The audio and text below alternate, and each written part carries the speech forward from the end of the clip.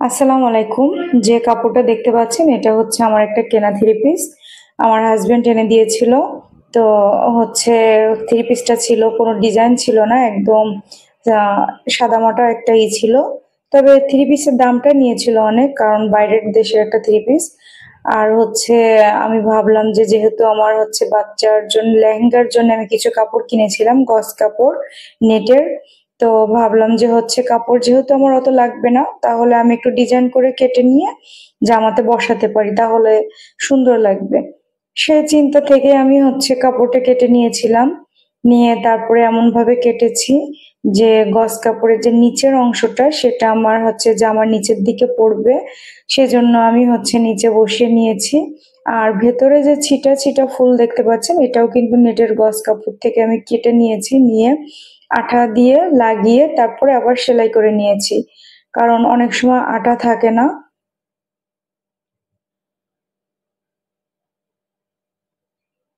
আর আমি গজ কাপড়টা আপনাদেরকে দেখিয়ে দেব।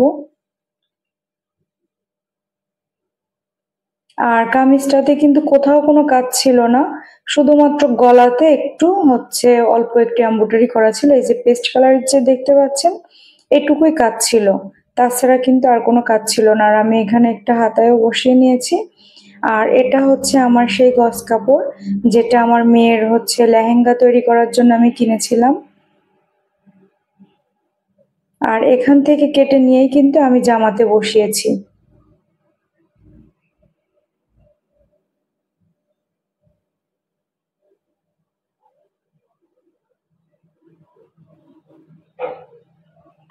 দেখেন, সাধারণ একটা থ্রি পিস কিন্তু আমার একটু হচ্ছে বুদ্ধি খাটানোর পরে আসলে অনেক সুন্দর হয়েছে।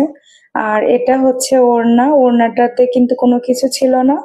তো আমি ওড়নার হচ্ছে দুই সাইডে লেহেঙ্গার জন্য আসলে কিছু লেস কেনা ছিল, তো ওড়নার দুই সাইডে আমি এটা দিয়ে নিয়েছি, আর মাঝখানে এই যে ছোট ছোট ফুল দিয়েছি।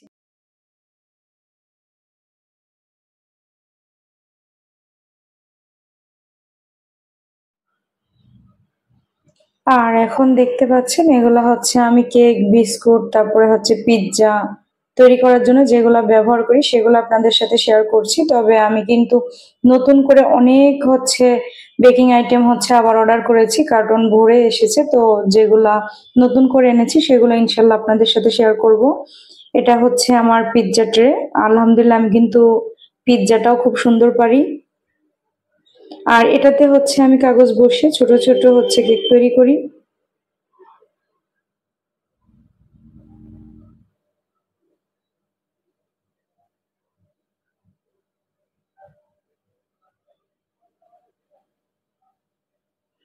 আর এটাতে হচ্ছে আমি ২ ডিমের কেক তৈরি করি।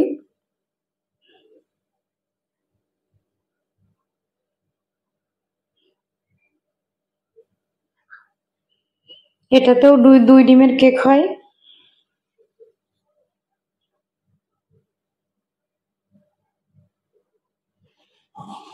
আর এটা হচ্ছে ৪ ডিমের কেকের জন্য।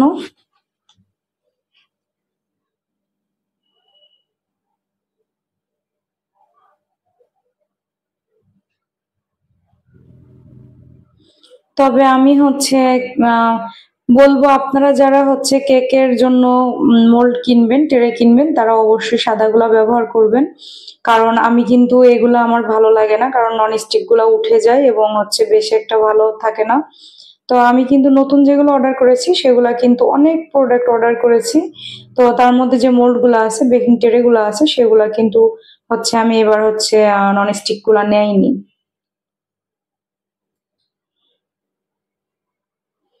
আর এটাতে হচ্ছে রুটি বানাতে হয়, মানে পাউরুটিটা।